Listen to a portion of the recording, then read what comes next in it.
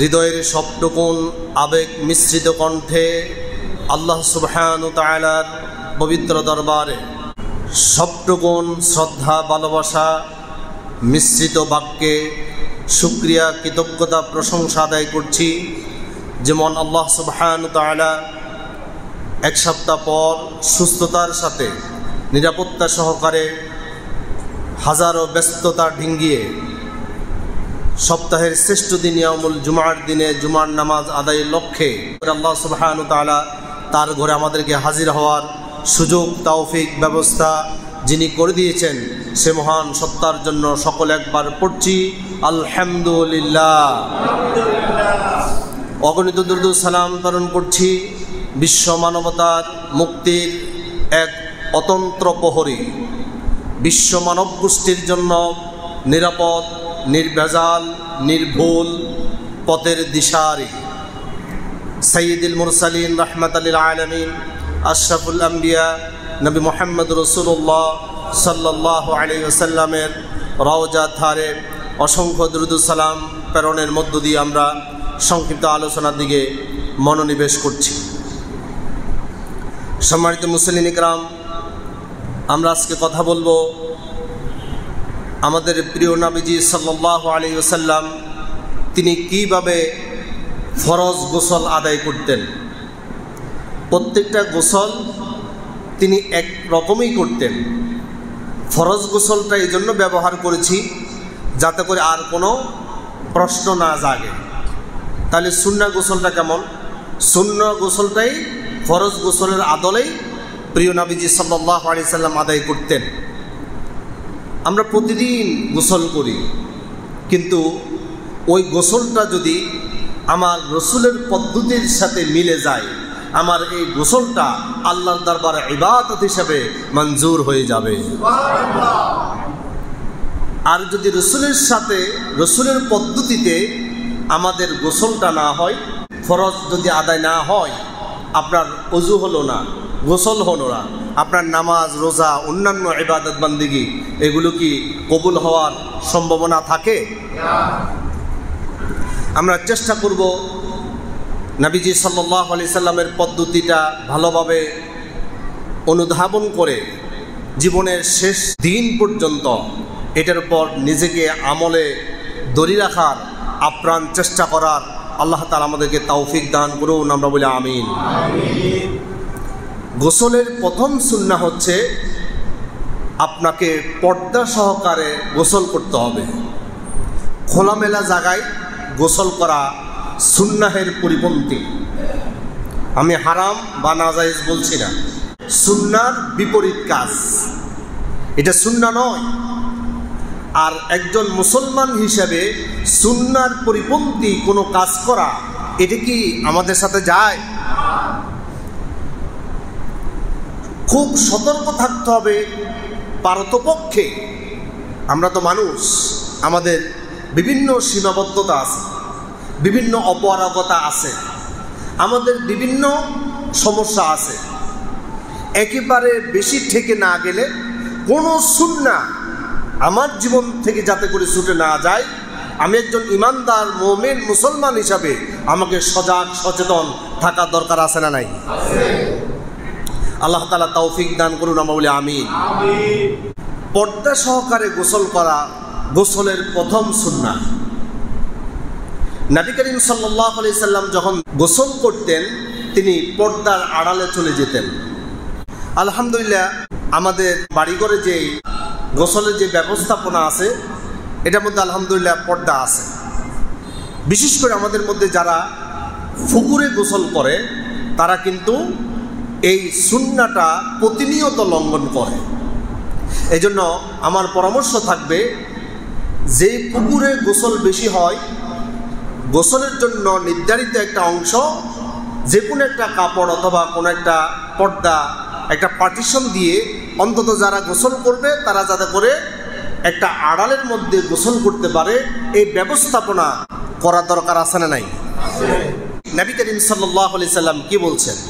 সুনানে নাসাইর হাদিস নাম্বার 406 عن يعلى رضي الله تعالى عنه قال قال رسول الله صلى الله عليه وسلم إذا اغتسل أحدكم فليستتر। প্রিয় নবীজি সাল্লাল্লাহু আলাইহি ওয়াসাল্লাম বলছেন, ইদা ইগতাসালা আহাদুকুম, তোমাদের কেউ যখন গোসল করবে, ফালিয়াস্তাতির, সে যাতে করে পর্দার আড়ালে চলে যায়। সুবহানাল্লাহ। রাসূল বলছেন তোমরা গোসল করবে পর্দা সহকারে করো। আমরা মনে করি যে পর্দা সহকারে গোসল করবে শুধু মহিলারা, আমরা পুরুষরা যেন তেনভাবে গোসল করলে হয়ে যাবে না। একটা শালীনতাবোধ আপনার ভিতর থাকা দরকার।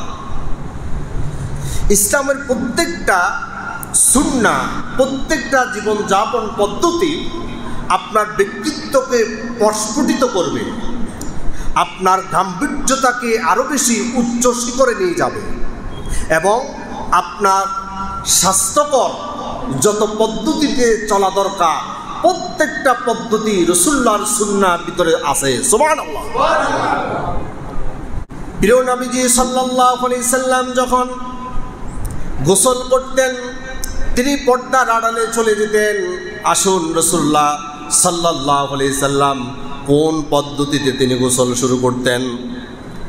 সহিহ বুখারীর হাদিস, হাদিস নাম্বার 248, عن عائشة رضي الله تعالى عنها قالت أن النبي صلى الله عليه وسلم إذا اغتسل من الجنابة, রসুলের স্ত্রী, রসুলের সবচাইতে কাছের মানুষ, সবচাইতে পাশের মানুষ আমাদের মা আম্মাজান আয়েশা সিদ্দিকা রাদিয়াল্লাহু তাআলা আনহা, তিনি বলছেন আমাদের প্রিয় নবীজি সাল্লাল্লাহু আলাইহি সাল্লাম যখন ইযা ইগতাসালা মিনাল জানাবাতি, তিনি জানাবাতের গোসল করতেন, অর্থাৎ তিনি যখন ফরজ গোসল করতেন, বাদা ফাগসালা ইয়াদাইহি, তিনি দুই হাতের কবজি পর্যন্ত সর্বপ্রথম ভালোভাবে ধৌত করতেন। ভালো করে খেয়াল করেন, সর্বপ্রথম বাদা ফাগসালা ইয়াদাইহি, দুই হাতের কবজি পর্যন্ত তিনি ভালোভাবে ধৌত করতেন। কারণ এই হাতের মধ্যে বিভিন্ন জীবাণু, বিভিন্ন ধরনের নাফাকি অথবা বিভিন্ন উপকরণ উপাধি লেগে থাকতে পারে। এই জন্য নবী করিম সাল্লাল্লাহু আলাইহি সাল্লাম সর্বপ্রথম গোসল শুরু করতেন কিভাবে? হাতের কবজি পর্যন্ত ভালোভাবে ধৌত করতেন। তুম্মা ইয়াতাওয়াদ্দাউ কামা ইয়াতাওয়াদ্দাউ লিস-সালাহ, সালাতের ওযু তিনি যেভাবে করতেন সেভাবে তিনি সর্বপ্রথম ওযু করতেন। নবী করিম সাল্লাল্লাহু আলাইহি সাল্লাম গোসল শুরু করার আগে ওযু করতেন। আমরা কি গোসলের আগে ওযু করব না পরে করব? আমাদের কিছু ভাইরা গোসলের পরে ওযু করে, এরকম দুই একজনকে আপনারা দেখছেন কিনা? আমাদের না জানার কারণে এই বিষয়গুলো আমাদের মিস্টেক হচ্ছে। এরপর রাসূল করিম সাল্লাল্লাহু আলাইহি সাল্লাম কি করতেন?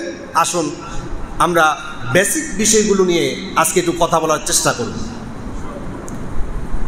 নবী করিম সাল্লাল্লাহু আলাইহি সাল্লাম বাদা ফাগসালা ইয়াদাইহি, দুই হাতের কবজি পর্যন্ত তিনি ভালোভাবে ধৌত করতেন। তুম্মা ইয়াতাওয়াদ্দাউ কামা ইয়াতাওয়াদ্দাউ লিস-সালাতি, তিনি সালাতের ওযুর ন্যায় তিনি সর্বপ্রথম ওযু করতেন। এরপর তুম্মা ইউদখিলু আসাবিআহু ফিল মাই, রাসূল করিম সাল্লাল্লাহু আলাইহি সাল্লাম দুই হাতের আঙ্গুলগুলো পানির ভিতরে ঢুকাই দিতেন।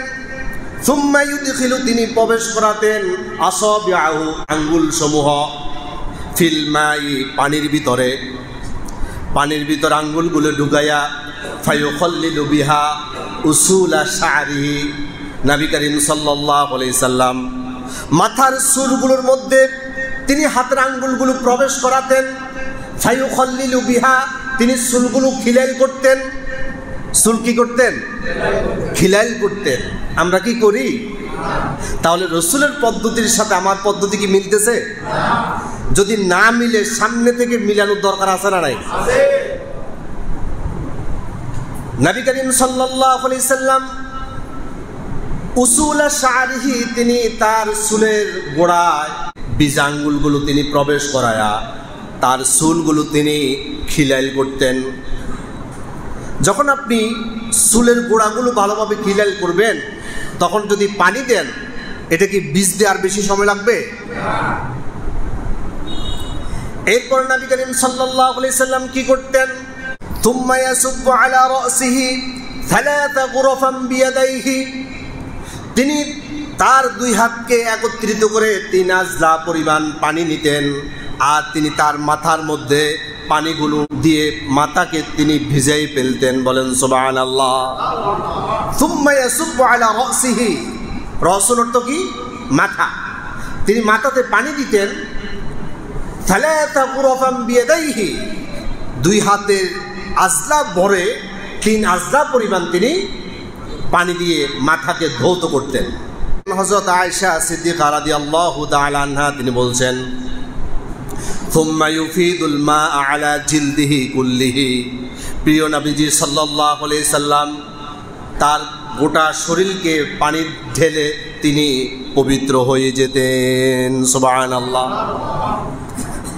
এই হাদিস দ্বারা আমরা কিছু বিষয় এখানে বুঝতে পারলাম। আমরা যখন গোসল শুরু করব, সর্বপ্রথম আমরা পর্দার আড়ালে চলে যাব। এরপর আমরা 2 হাতের কবজি পর্যন্ত ভালোভাবে ধৌত করব। ধৌত করার পর অজু করব। অজু করার পদ্ধতি সম্পর্কে আমরা ইতিমধ্যে আলোচনা করেছি, মনে আছে তো ইনশাআল্লাহ? আমি আরেকবার আপনাদেরকে শুধু সামারিটা বলে দেব। হাদিসগুলো যেহেতু আপনারা আগে শুনেছেন, এখন বলতে গেলে আপনাদের বিরক্তির কারণ হতে পারে, এই জন্য আমি সামারিটা একটু বলে দিই।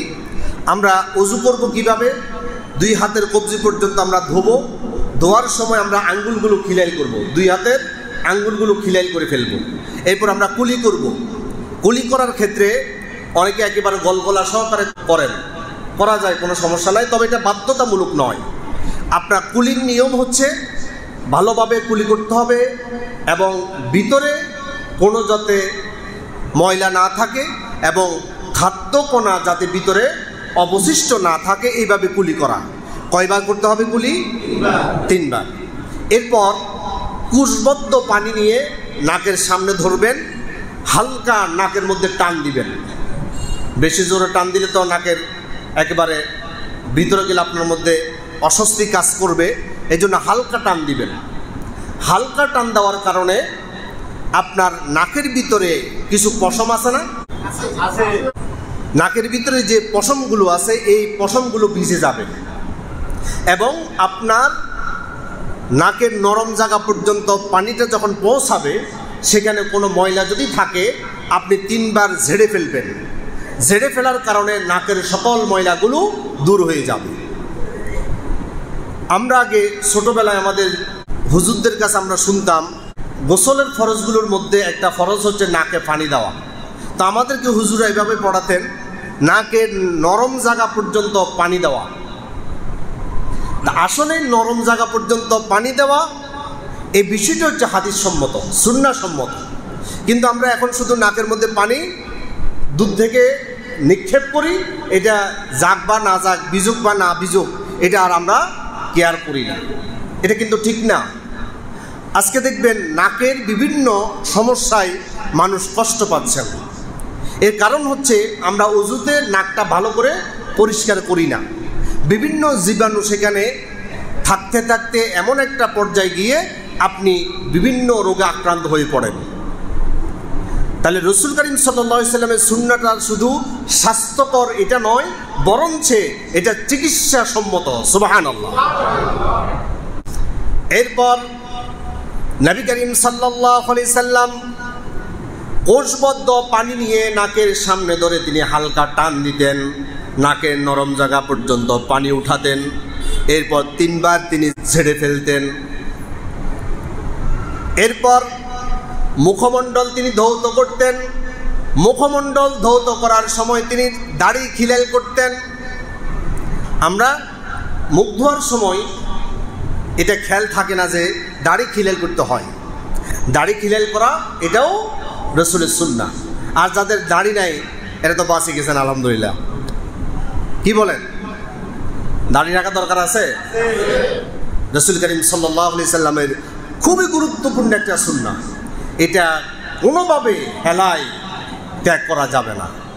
আল্লাহ যে সমস্ত ভাইরা এখনো রাখার সুযোগ পান নাই, আল্লাহ তারা তৌফিক দেয় নাই, তারা আল্লাহর পক্ষ থেকে তৌফিক কামনা করবে এবং চেষ্টা করবে যতই প্রতিবন্ধকতা বা প্রতিকূলতা থাকুক না কেন আমাকে রসুলের সুন্নাহটা আদায় করা অতীব জরুরি মনে করতে হবে। ঠিক কিনা বলেন? এখন আমরা দাড়ি খিলাল করলাম, এরপর তিনি ডান হাতের কোণে পর্যন্ত ভালোভাবে দৌড় করতেন। কয়বার? 3 বার, 4 বার করা যাবে না।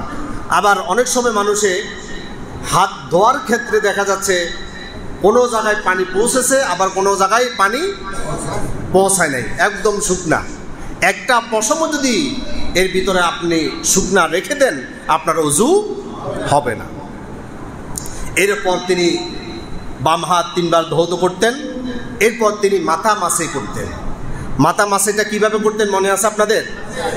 2 হাতের আঙ্গুলগুলো সমানভাবে দাঁড় করাবেন। যদি আপনার মাথায় টুপি থাকে, টুপিটা আপনি এক হাতে নিয়ে এক হাতে মাসা করবেন। এই ধরনের কিছু পাবলিক আমি দেখছি, এভাবে করা যাবে না।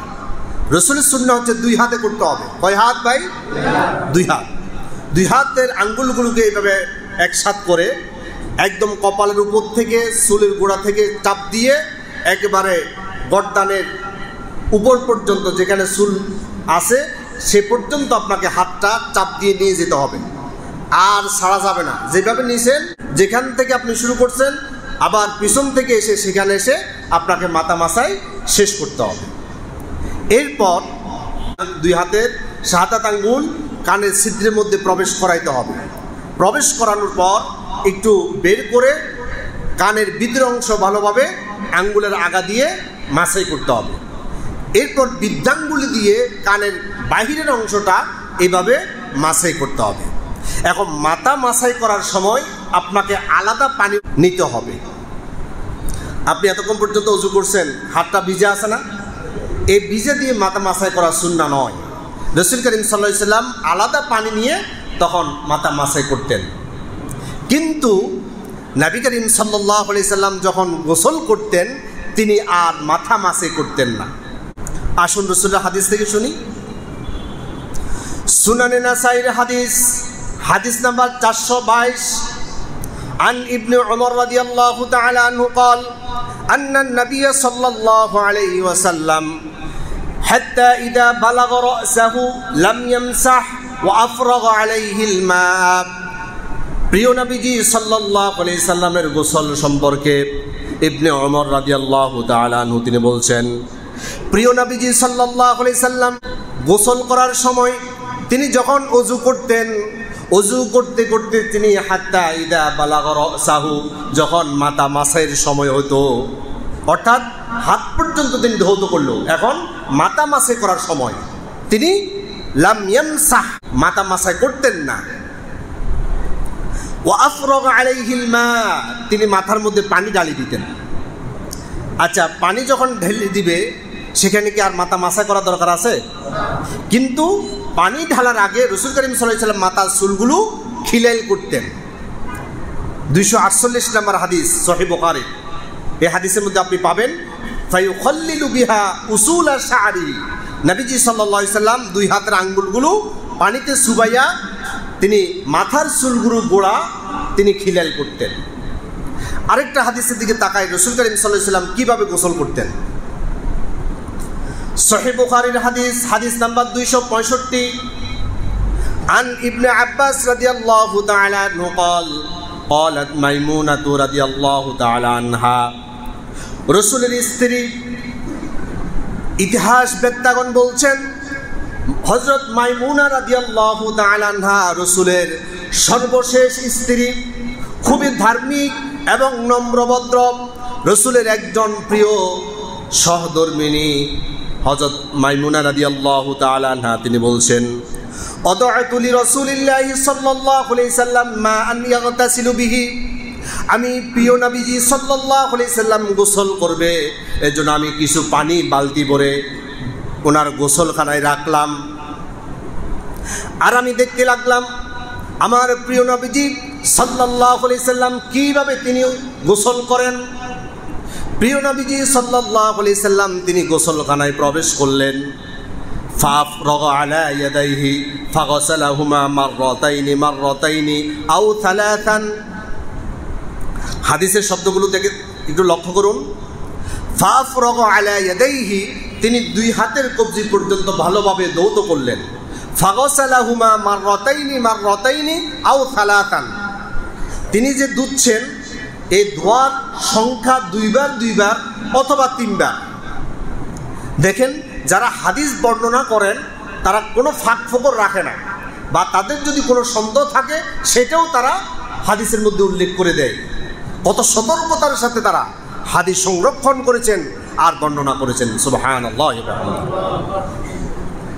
হযরত মাইমুনা রাদিয়াল্লাহু তাআলা আনহা তিনি বলছেন, প্রিয় নবীজি সাল্লাল্লাহু আলাইহি সাল্লাম দুই হাতের কবজি পর্যন্ত তিনি 3 বার অথবা 2 বার করে তিনি ধৌত করলেন। সুম্মা আফরাগা বিয়ামিনিহি আলা শিমালিহি, ডান হাতে পানির পাত্রটা উঠালেন, আলা শিমালিহি, বাম হাতের উপর ঢালতে লাগলেন পানি।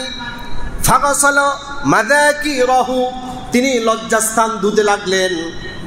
ভালো করে লক্ষ্য করুন, প্রিয় নবীজি সাল্লাল্লাহু আলাইহি সাল্লাম হাত ধোয়ার পর তিনি তার লজ্জাস্থান ধুতেন। ধোয়ার পদ্ধতিটাও তিনি শিখাচ্ছেন। ইসলামের মতো এত স্পষ্ট, এত পুঙ্খানুপুঙ্খানুরূপে মানব জীবনের সমস্যার সমাধান আর কোন ধর্মে আছে? এতেই প্রমাণিত ইসলাম কারো মন মস্তিষ্ক প্রসূত কোনো ধর্ম নয়, এটা আল্লাহর মনোনীত সবচাইতে শ্রেষ্ঠ ধর্ম। ঠিক কিনা বলেন? নবীজি সাল্লাল্লাহু আলাইহি সাল্লাম ডান হাতে পানি নিতেন।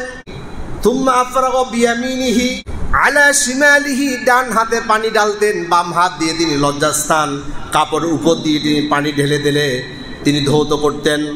ফাগাসালা মাযাকিরাহু, তিনি তার লজ্জাস্থান ধুয়ে ফেলতেন। এবং অন্যান্য বর্ণনা এসেছে তিনি কাপড়ের যে অংশে নাফাকি আছে সেটা আগে ধুইতেন। তাহলে এই হাদিসে এসেছে রাসূল করিম সাল্লাল্লাহু আলাইহি সাল্লাম সর্বপ্রথম কি করতেন? লজ্জাস্থান ধুয়ে ফেলতেন, এবং যত নাফাকি যেখানে লেগে আছে সবগুলো তিনি আগে বাম হাতে ধুয়ে ফেলতেন, আর ডান হাতে পানি ঢেলে এটাকে পরিষ্কার করতেন। এরপর কি করতেন? থুম্মা দালাকা ইয়াদাহু বিআরদিন, বাম হাত যে হাত দিয়ে তিনি ময়লাগুলো ধরে পরিষ্কার করলেন, ওই বাম হাতটা তিনি মাটির মধ্যে ঘষে ফেলতেন। সুবহানাল্লাহ। বর্তমান বিজ্ঞান বলছেন, মানুষ যখন টয়লেটে যায়, টয়লেটে যখন সে পরিষ্কার হয়, বাম হাতে সে যখন পরিষ্কার হয়ে চলে আসে, তার হাতের মধ্যে অদৃশ্য কিছু ব্যাকটেরিয়া, যা মাইক্রোস্কোপ যন্ত্র ছাড়া দেখা যায় না, ওই ব্যাকটেরিয়াগুলো ধ্বংস করার জন্য অথবা এ থেকে মুক্তি পাওয়ার জন্য যে মেডিসিন, ওই মেডিসিনটা মাটির ভিতরে আল্লাহ তাআলা দিয়ে দিয়েছেন। তাহলে নবী করিম সাল্লাল্লাহু আলাইহি সাল্লাম বাম হাত দিয়ে পরিষ্কার করার পর বাম হাতটা তিনি থুম্মা দালাকা ইয়াদাহু বিআরদিন, তিনি মাটির মধ্যে ঘষে ফেলতেন। এরপর তিনি ভালোভাবে ধৌত করার পর থুম্মা মাদমাদ, তিনি 3 বার কুলি করতেন। অস্তানশাক, তিনি নাক দিয়ে পানি টানতেন, পানি দিতেন, এই কথা বলে নাই। অস্তানশাক এটা তাহকিক করলে আপনি পাবেন। ইস্তানশাক অর্থ কি? নাকে পানি টেনে নেওয়া। আর আমি যখন ওযুর আলোচনা করেছিলাম, হাদিসটা আপনাদেরকে শুনেছিলাম, রাসূল করিম সাল্লাল্লাহু আলাইহি সাল্লাম নাকে কি পানি মেলা মারতেন নাকি টানতেন? টানতেন। নবী করিম সাল্লাল্লাহু আলাইহি সাল্লাম এখন গোসল শুরু করতেছেন। তাহলে গোসল শুরু করার আগে কিছু কাজ আছে না নাই? 2 হাত ধৌত করার পর তিনি ডান হাতে পানি নিয়ে বাম হাত দিয়ে যেখানে যেখানে নাফাকি থাকার সম্ভাবনা আছে বা চিহ্ন আছে সেগুলো তিনি বাম হাতে ধৌত করতেন। ধৌত করার শেষ, এরপর তিনি বাম হাতটা মাটির মধ্যে ঘষতেন। এরপর তিনি আবার পানি দিয়ে ধৌত করলেন। এরপর থুম্মা মাদমাদ, তিনি কুলি করলেন। অস্তানশাক, নাকে পানি টেনে নিলেন, অর্থাৎ 3 বার পানি টেনে 3 বার ঝেড়ে ফেললেন। এরপর থুম্মা গসালা ওয়াজহাহু ওয়া ইয়াদাইহি, হযরত মাইমুনা রাদিয়াল্লাহু তাআলা আনহা তিনি বলছেন, প্রিয় নবীজি সাল্লাল্লাহু আলাইহি সাল্লাম নাকে পানি টেনে নেওয়ার পর তিনি 3 বার মুখমণ্ডল ধৌত করলেন এবং 2 হাত কনু পর্যন্ত 3 বার করে তিনি ধৌত করলেন। তাহলে ওযু এ পর্যন্ত শেষ। এখন মাথা মাসের সময়। এবার নবী করিম সাল্লাল্লাহু আলাইহি ওয়াসাল্লাম মাথা মাসাই করলেন না, কি করলেন? তিনি বলছেন থুম্মা গাসালা রাসাহু থালাথান, তিনি 3 বার মাথা ধৌত করলেন। মাথা কি ধৌত করে না মাসাই করে? ওযুতে মাসাই করবে, গোসলে ধৌত করবে। কথা ক্লিয়ার? তাহলে মাথা মাসের সময় যখন আসবে, রাসূল পাক সাল্লাল্লাহু আলাইহি ওয়াসাল্লাম আর মাথা মাসাই করতেন না, তিনি আঙ্গুলগুলো ভিজাইয়া আগে কি করতেন? চুলের গুঁড়াগুলো তিনি খিলাল করতেন, এরপর 3 বার পানি ঢেলে মাথা ধৌত করতেন। এরপর কি করতেন? থুম্মা আফরাগা আলা জাসাদিহি, এরপর পুরা শরীরে পানি ঢেলে তিনি পবিত্র হতেন। সুবহানাল্লাহ। আচ্ছা, আপনাদের কি মনে আছে রাসূল করিম সাল্লাল্লাহু আলাইহি ওয়াসাল্লাম হাত পর্যন্ত ধুইলেন, পা কিন্তু ধুইলেন না? পার কথা বলছি আমি? হাদিসে পার কথা এই পর্যন্ত আসে নাই, আমিও বলি নাই। হাদিসে কখন আসছে? থুম্মা আফরাগা আলা জাসাদিহি, রাসূল করিম সাল্লাল্লাহু আলাইহি ওয়াসাল্লাম পুরা শরীরের মধ্যে পানি ঢেলে ধৌত করতেন। এরপর থুম্মা তানাহা মিন মাকামিহি, ভালো করে খেয়াল করেন, তিনি যেখানে দাঁড়িয়ে এতক্ষণ পর্যন্ত গোসল করছিলেন ওইখান থেকে সরে আরেক জায়গায় দাঁড়ালেন, একটু সরে পাশে দাঁড়ালেন। থুম্মা তানাহা মিন মাকামিহি, অতঃপর তিনি তার অবস্থান পরিবর্তন করে পাশে দাঁড়ালেন। ফাগসালা কদামাইহি, এরপর তিনি 2 পায়ের টাকনু পর্যন্ত ধৌত করলেন। সুবহানাল্লাহ।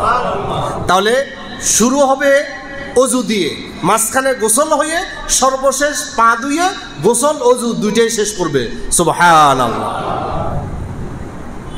এবার আসেন, বর্তমান চিকিৎসা বিজ্ঞান বলছেন মানুষের যে তাপমাত্রা আছে, তাপমাত্রাকে নিয়ন্ত্রণ করে শরীরের যে হেড অফিস, যে পাওয়ার হাউস, এটা হচ্ছে মাথা। দেখবেন যখন প্রচণ্ড জ্বর হয়, জ্বরপট্টি দেয় না? জ্বরপট্টি চিনছেন তো? পানির মধ্যে একটা কাপড় ভিজাইয়া কোথায় দেয়? কপালে দেয়। আচ্ছা, জ্বর কি শুধু কপালে উঠে না সারা গায়ে উঠে? তো সারা গায়ে কোথাও দেয় না, কপালে কেন দেয়? কারণ ওইখান থেকে তাপমাত্রা নিয়ন্ত্রিত হয়। আপনি যখন সর্বপ্রথম মাথার মধ্যে পানি দিবেন, পানিটা দেওয়ার কারণে মাথার মধ্যে যে তাপমাত্রা আছে এটা আস্তে আস্তে নিচের দিকে নামবে। আপনি যখন উপর থেকে আস্তে আস্তে ধৌত করবেন, আর সর্বশেষ আপনি পা ধোয়ার সাথে সাথে তাপমাত্রার অতিরিক্ত, যে আপনার শরীরে অতিরিক্ত যে তাপমাত্রা আছে, এই তাপমাত্রার কারণে আপনার কাছে অস্বস্তি লাগে, আপনার মন মেজাজ খিটখিটে হয়ে যায়, আপনার মানসিক একটা ভারসাম্যহীনতার মধ্যে চলে যাওয়ার উপক্রম হয়ে যায়। আপনি যখন গোসল করবেন ভালো লাগা কাজ করে কিনা? এই যে বিজ্ঞান আজকে 1450 বছর পর তারা বলছে রাসূল করিম সাল্লাল্লাহু আলাইহি ওয়াসাল্লাম যে আগে মাথার মধ্যে পানি দিতেন এবং সর্বশেষ পা ধৌত করতেন, তার মানে হচ্ছে মানুষের টেম্পারেচারটাকে নিয়ন্ত্রণ রাখার জন্য এবং মানুষের শরীরের যত ধরনের তাপমাত্রা নিয়ন্ত্রণের প্রয়োজন আছে অথবা অতিরিক্ত তাপমাত্রা আছে, এটা গোসলের মাধ্যমে আল্লাহ তাআলা মানুষের শরীর থেকে দূর করে দেয়। সুবহানাল্লাহ। তাহলে রাসূল করিম সাল্লাল্লাহু আলাইহি সাল্লাম সর্বশেষ পা ধৌত করতেন। এবার আসুন, প্রিয় নবীজি সাল্লাল্লাহু আলাইহি সাল্লাম কোনোদিন গোসল করার পর ওযু করতেন? উত্তর হচ্ছে না। এখন আমি আর আপনি না বললে তো হবে না, রাসূল হাদিস থেকে দেখেন, সুনানে নাসাইর হাদিস, হাদিস নাম্বার 430, আন আয়েশা রাদিয়াল্লাহু তাআলা আনহা قالت كان رسول الله صلى الله عليه وسلم, হযরত আম্মা জান আয়েশা সিদ্দিকা রাদিয়াল্লাহু তাআলা আনহা বলছেন, লা ইয়াতাওয়াদ্দাউ বা'দাল গুসলি, লা ইয়াতাওয়াদ্দাউ, রাসূলুল্লাহ কখনো ওযু করতেন না বা'দাল গুসলি, গোসল শেষে। তাহলে যারা গোসল করার পর ওযু করে তারা রাসূলের পদ্ধতির ভিতরে আছে না বাইরে আছে? এখন রাসূলের পদ্ধতির বাইরে এতদিন আসিলেন, এখন কি আর থাকা যাবে? আপনার ইমানের দাবি হচ্ছে আপনাকে এখন রাসূলের পদ্ধতি অনুসরণ করতে হবে। তাহলে আপনি যদি এমন হয় গোসল করার আগে আপনি ওযু করলেন না, এখন আপনি গোসল শেষ করে ফেললেন, এখন কি করবেন? এখানে বিষয়টা চলে যাবে আপনার নিয়তের উপর। আপনার যদি নিয়ত থাকে আপনি পবিত্রতা অর্জন করছেন, এই পবিত্রতা দিয়ে আপনি নামাজ পড়বেন, তাহলে আপনার গোসলের সাথে অজু আদায় হয়ে যাবে। তবে সুন্নাহ হচ্ছে অজু যেভাবে রাসূল সাল্লাল্লাহু আলাইহি ওয়াসাল্লাম আগে করতেন এভাবে আগে করে গোসল করা। যদি আপনার নিয়ত না থাকে সাথে সাথে অজু করবেন না, যখন নামাজে যাবেন তখন যাই অজু করবেন। গোসল শেষে অজু করা এটা একটা সুন্নাহ বিরোধী কাজ, এটা করা যাবে না। এরপর আসুন, নবী করিম সাল্লাল্লাহু আলাইহি সাল্লাম বলছেন আমাদের প্রত্যেকটা পশমের গোড়ার মধ্যে নাফাকি থাকে। কি থাকে ভাই? নাফাকি থাকে। এই জন্য প্রিয় নবীজি সাল্লাল্লাহু আলাইহি সাল্লাম বলেছেন তোমরা যখন ওযু এবং গোসল করবে তোমরা তোমাদের হাতের পশমের গোড়াগুলো ভালোভাবে ধৌত করবে। আসল রাসূলের হাদিস থেকে শুনি। সুনানে আবু দাউদ শরীফের হাদিস নাম্বার 248 عن أبي هريرة رضي الله تعالى عنه قال قال رسول الله صلى الله عليه وسلم إن تحت كل شعرة من جنابة فاغسلوا الشعر وأنقوا البشر। প্রিয় নবীজি সাল্লাল্লাহু আলাইহি সাল্লাম বলছেন ইন্না তাহতা কুল্লি শাআরাতিন জানাবাতিন, প্রত্যেকটা পশমের গোড়ার মধ্যে নাফাকি থাকে। প্রত্যেকটা গোড়ার মধ্যে কি থাকে? নাফাকি থাকে। ফাগসিলুশ শাআর, তোমরা প্রত্যেকটা পশম ভালোভাবে ধৌত করবে। ভালোভাবে ধৌত কি করবেন? আপনি পানি ঢেলে দেওয়ার পর ভালোভাবে এটাকে ঘষবেন। আপনি যত বেশি ঘষবেন তত বেশি এটা ধৌত হওয়ার ক্ষেত্রে বেশি পরিচ্ছন্ন হবে। এরপর ওয়াঙ্কুল বাসার, তোমরা এইভাবে পবিত্রতা এবং পরিচ্ছন্নতা অর্জন করো। তাহলে আমরা যে অংশগুলো ধৌত করব এই অংশগুলোর কোনো পশম যাতে শুকনা না থাকে। যদি আপনার কোনো অঙ্গের মধ্যে কোনো একটা পশম শুকনা থেকে যায়, রাসূল করিম সাল্লাল্লাহু আলাইহি সাল্লাম বলছে আপনার গোসলে হয় না। আচ্ছা, কারো ফরজ গোসল হওয়ার পর আপনি গোসল করলেন, গোসলটা রাসূল বলতেছে হয় নাই, এই গোসলের পর নামাজ পড়লে নামাজটা কবুল হবে তো?